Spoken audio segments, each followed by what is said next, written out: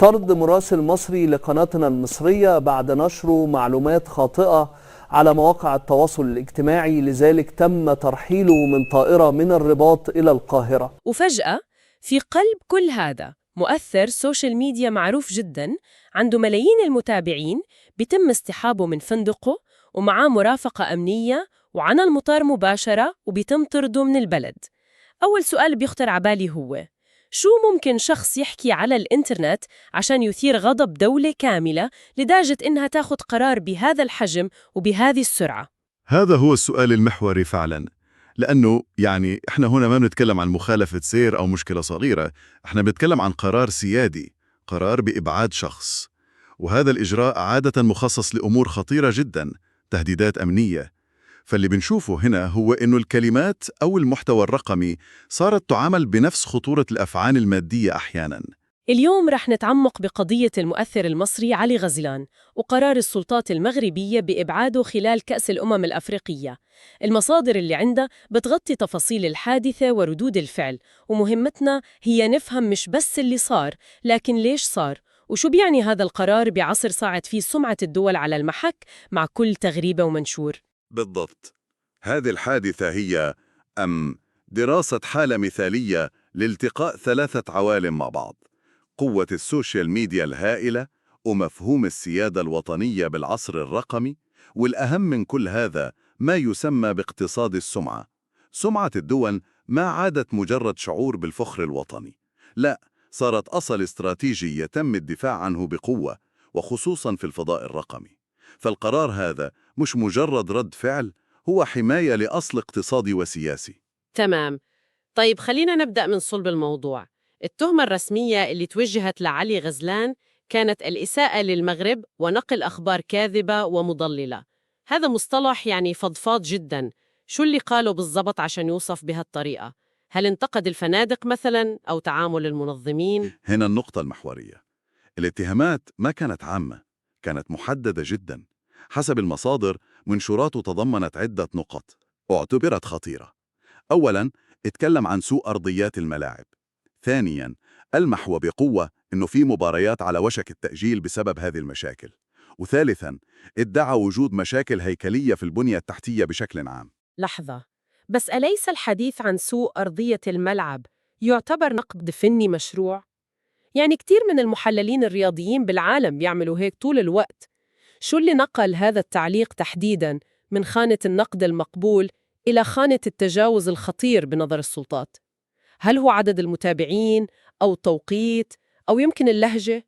سؤال ممتاز، وهذا هو جوهر القضية كلها. الفرق دقيق لكنه حاسم جدا.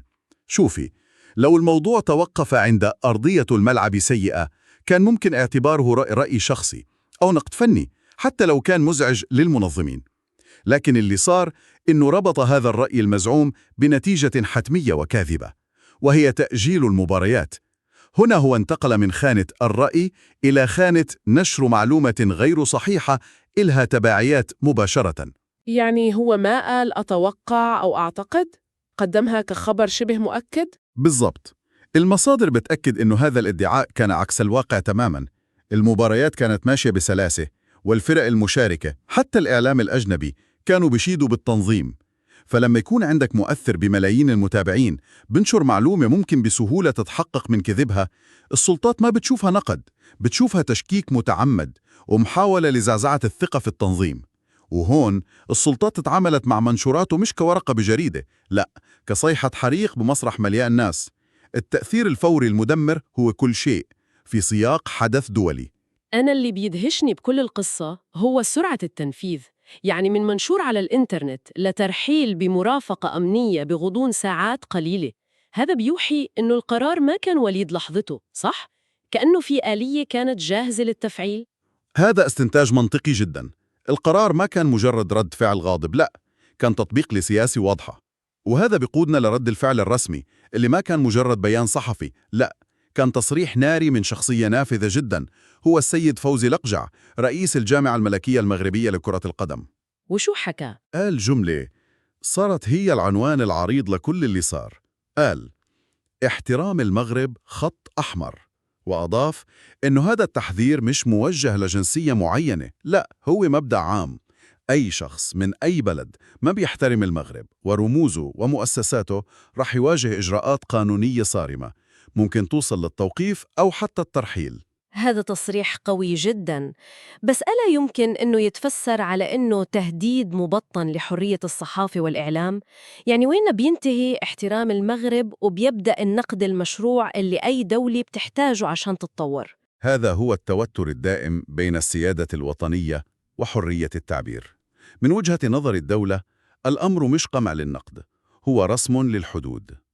تصريح لقجع ما كان مجرد تعليق على حادثة، كان إعلاناً عن سياسة حدود رقمية. يعني مثل ما الدولة عندها حدود جغرافية بتدافع عنها، هي الآن بترسم حدود حول سمعتها في الفضاء الرقمي. والقرار السيادي بترحيل غير المواطنين أصلاً بيستند لقوانين الهجرة اللي بتعطي الدول سلطة واسعة، سلطة لرفض دخول أو ترحيل أي شخص لأسباب تتعلق بالنظام العام.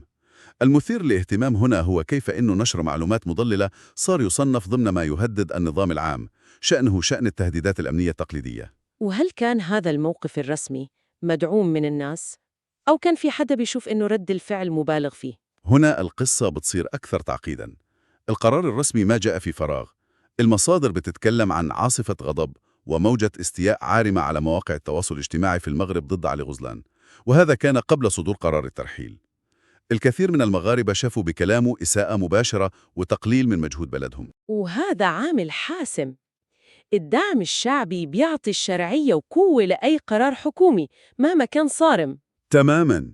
القضية بنظر الجمهور اتحولت من مجرد نقد لتنظيم رياضي إلى مسألة بتمس الكرامة الوطنية. ولما الجمهور يحس إنه كرامة بلده بتتعرض للإهانة، أي رد فعل رسمي قوي بيصير مش بس مقبول، بيصير مطلوب. السلطات هنا استجابت لضغط الشارع بقدر ما بادرت بالفعل. هذا التناغم بين الرسمي والشعبي هو اللي أعطى القرار كل هذه القوة. إذن صار عندنا المنشورات اللي اعتبرت مضللة، والغضب الشعبي، والقرار الرسمي الحاسم. شو صار بعدين؟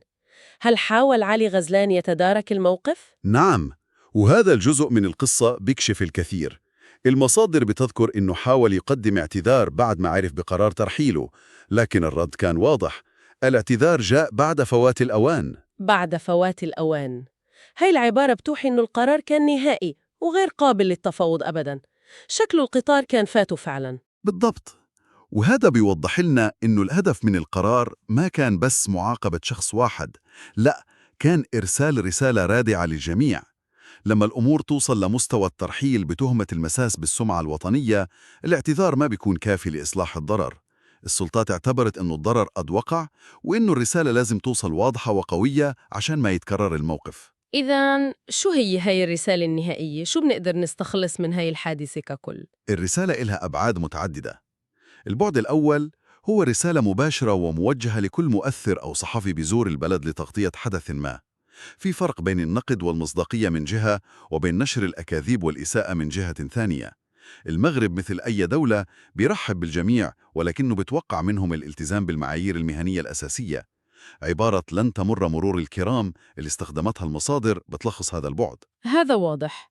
وشو البعد الثاني؟ البعد الثاني بيتعلق بمستقبل تغطية الأحداث الكبرى. هاي الحادثة ممكن تكون نقطة تحول. ممكن نشوف بالمستقبل منظمي البطولات الكبرى سواء كأس عالم أو أولمبياد بيحطوا مواثيق سلوك أو شروط اعتماد أكثر صرامة للمؤثرين على وسائل التواصل الاجتماعي، تماماً مثل ما بيعملوا مع الصحفيين التقليديين. ما عاد ممكن تجاهل القوة الهائلة اللي بيمتلكوها.